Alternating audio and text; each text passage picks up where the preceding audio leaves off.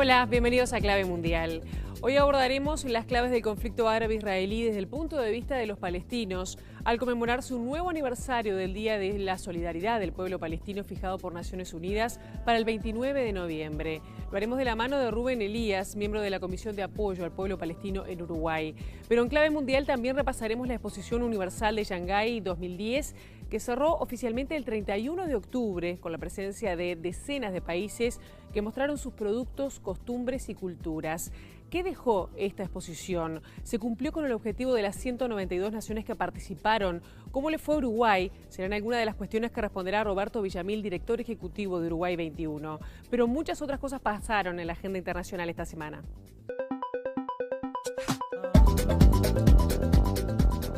Culminó este fin de semana la 20ª Cumbre Iberoamericana realizada en Mar del Plata, donde los presidentes de América Latina, España y Portugal acordaron metas para mejorar la educación pública. Faltaron al encuentro los mandatarios de Venezuela, Hugo Chávez, quien no viajó por las inundaciones que sufre su país, Rodríguez Zapatero de España y el primer mandatario de Bolivia, Evo Morales. Los jefes de Estado y Gobierno rindieron homenaje al fallecido expresidente de Argentina, Néstor Kirchner. Yo creo que el mejor recuerdo que podamos dejar en esta ceremonia sería que nos pusiéramos de pie y ofreciéramos un minuto de aplauso a la memoria del presidente Kirchner.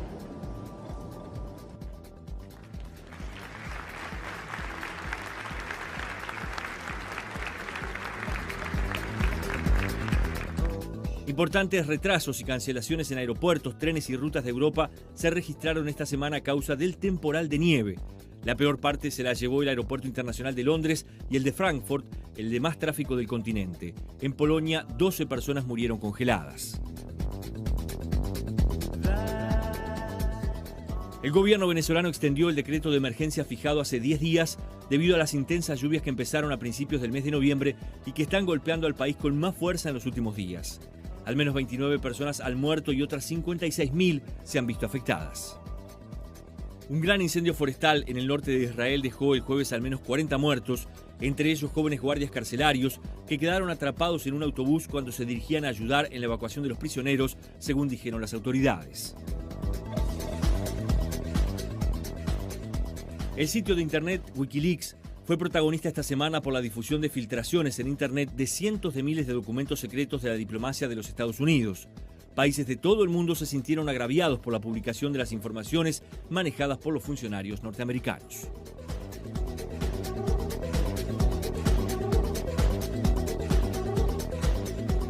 El 29 de noviembre se celebró el Día de la Solidaridad de Palestina. Para conocer de qué se trata esta fecha y ver cuáles son los últimos acontecimientos en el conflicto árabe-israelí, es que estamos recibiendo a Rubén Elías, quien es integrante de la Comisión de Apoyo al Pueblo Palestino. Bienvenido a Clave Mundial. Muchas gracias.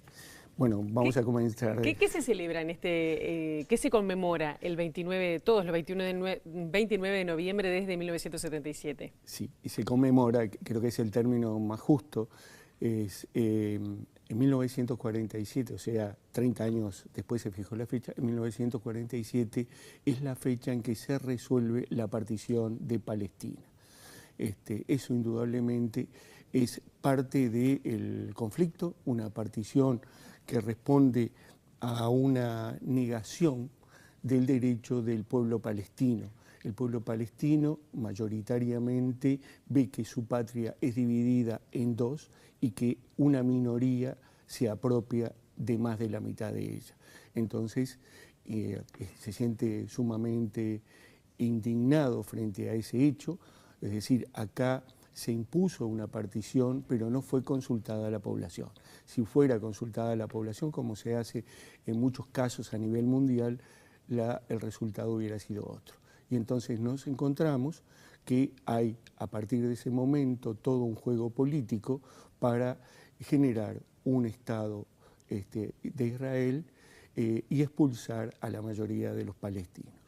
Eso da como resultado que en marzo se produzca la Nakba, es decir, perdón, en mayo, se produzca la Nakba. La Nakba quiere decir el desastre y la catástrofe, que es lo que sufre el pueblo palestino. El pueblo palestino, cuando se declara la independencia unilateralmente, pero previamente ya hubo una campaña de terror para que los palestinos se fueran de sus hogares, y cuando se declara la independencia, inmediatamente las tropas israelíes ocupan gran parte del territorio y da lugar a una expulsión, a una limpieza étnica. El término de limpieza étnica lo utiliza un historiador israelí, hoy expulsado de Israel y refugiado en Londres. Es decir, hay una limpieza étnica para generar un territorio de mayoría israelí. ¿No ha cambiado nada entonces desde que se declaró este Día de la Solidaridad Palestina a la actualidad? Ha empeorado la situación, es decir, nosotros nos encontramos que no existe. En aquel momento todavía nosotros nos encontrábamos ya con una situación donde las Naciones Unidas planteaba y acordaba que Israel tenía que retirarse de las fronteras de los territorios ocupados. Hoy siguen ocupados los territorios y, amén de estar ocupados los territorios, se están estableciendo nuevos asentamientos. O sea, hoy no existe un Estado palestino, sino que existen administraciones locales en áreas más o menos cercadas por, y esto es lo importante, es decir, nosotros estamos viviendo y viendo una guetización, o sea, el establecer cercos y luego de la guetización una política de exterminio, hay un genocidio del pueblo palestino, es flagrante y claro con lo que sucede en la Franja de Gaza, que todos hemos visto a lo largo de estos últimos años, y lo que le ocurrió a una flotilla de derechos humanos que llevaba ayuda humanitaria y que fueron masacrados 9 de sus integrantes. Claro. Las últimas semanas hubo un nuevo intento de volver a entablar un diálogo y para acercar las partes. Lo vimos en las noticias de este modo. ¿Sobre qué bases, Elías, se puede construir la paz cuando hay tantas provocaciones de un lado y de otro? En este caso, bueno, se avanza en la construcción de casas en terreno que es considerado palestino, hay ataques de un lado y de otro. ¿Cómo se puede construir? No estoy de acuerdo que haya provocaciones y ataques de un lado. Hay un territorio ocupado y hay un Estado que practica el terrorismo de Estado. Digo porque del lado de Israel dicen que lo de la flotilla humanitaria era una provocación, ¿no? Es curioso, es una forma muy rara de interpretar una flotilla totalmente desarmada que es masacrada a las personas. Es decir, eso fue condenado por las Naciones Unidas, fue condenado por nuestro gobierno, fue condenado por casi todas las fuerzas políticas de nuestro país. Hubo una unanimidad de eso. Fue violatorio de todo, fue en aguas internacionales. Yo no creo que eso pueda ser calificado de una provocación. La justificación de los crímenes del Estado de Israel, el genocidio sobre el pueblo palestino que practica, siempre lo ha justificado, siempre se encuentran argumentos, pero lo real es que cada vez que Israel alega que es agredido, encontramos que se expande territorialmente y produce masacres, hambre y muertes. Es decir, entonces no hay una equivalencia, no hay una equiparación, no hay un ejército, no hay un Estado palestino. Y esto es lo otro. ¿Por qué no hay un Estado palestino cuando se resolvió la partición y la creación de dos estados, el Estado de Israel y el Estado palestino?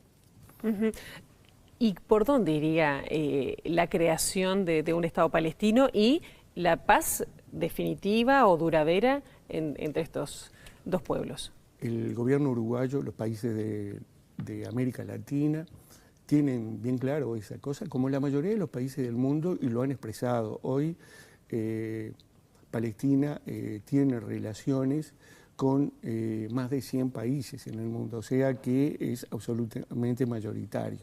El punto es el siguiente: hay resoluciones de las Naciones Unidas y esas resoluciones de las Naciones Unidas sistemáticamente se desconocen, y ese es el problema. ¿Por qué se desconocen? Y bueno, una de las cosas que tenemos que plantear es que las Naciones Unidas no son una entidad democrática en sí misma. El órgano mayor que la Asamblea General tiene una limitante que es el Consejo de Seguridad, donde se aplica el veto. El veto sistemático de Estados Unidos ha impedido que se cumpla con el mandato de las Naciones Unidas. Las Naciones Unidas resolvió que tenía que haber un Estado palestino, que sus límites tenían que ser los límites del 67, que Jerusalén Oriental sería la capital de ese Estado y que las fuerzas de ocupación, que ese es el término que le da el derecho internacional, debían retirarse de los territorios ocupados. Eso no se hace. Claro. Ahora, el presidente Obama dijo en las últimas semanas, dirigiéndose a todos los países de Naciones Unidas, que el año que viene espera ver un Estado palestino. Esto es un avance, implica un paso fuerte de Estados Unidos, aliado también de Israel en este tema, para que efectivamente se concrete en los próximos meses el Estado palestino. Yo creo que hay un manejo diferente de la información, es decir, hay un manejo. La búsqueda de la paz es una necesidad para el pueblo palestino. Es necesario porque los están masacrando. Hay un genocidio y eso tenemos que tenerlo claro. Nosotros hemos visto conmovidos lo que sucedía con el gueto de Varsovia. Tenemos que ver lo que sucede con el gueto de Gaza. Es igual. Entonces, claro, pero ¿piensa que ahora hay un camino más cerca? El problema es que en el día 29, en la reunión, en la sesión especial, que hay un comité para de la defensa de los derechos humanos, participaron el presidente de la Asamblea General y participó un representante de Ban Ki-moon, y allí hubo demostraciones de que ese camino no existía. Primero, continúan los asentamientos que son ilegales, y segundo, Obama ya anunció que vetaría una declaración de independencia de Palestina. Entonces, encontramos que hay un doble discurso. Yo creo que nosotros lo que tenemos que creer es en el derecho y en una cosa que me parece importante y que no es menor, la conciencia de los pueblos, no la conciencia individual, sino esa conciencia que se va creando y que hoy avanzamos hacia el reconocimiento del Estado palestino por la mayoría de los países. Justamente en este caso se encuentra Uruguay, que anunció que para el 2011 va a instalar una embajada en Palestina. Esto también es visto como un apoyo a la lucha de este pueblo. Es un reconocimiento, ¿no? Es decir, Uruguay era uno de fue el último país en América Latina en hacerlo, ¿no?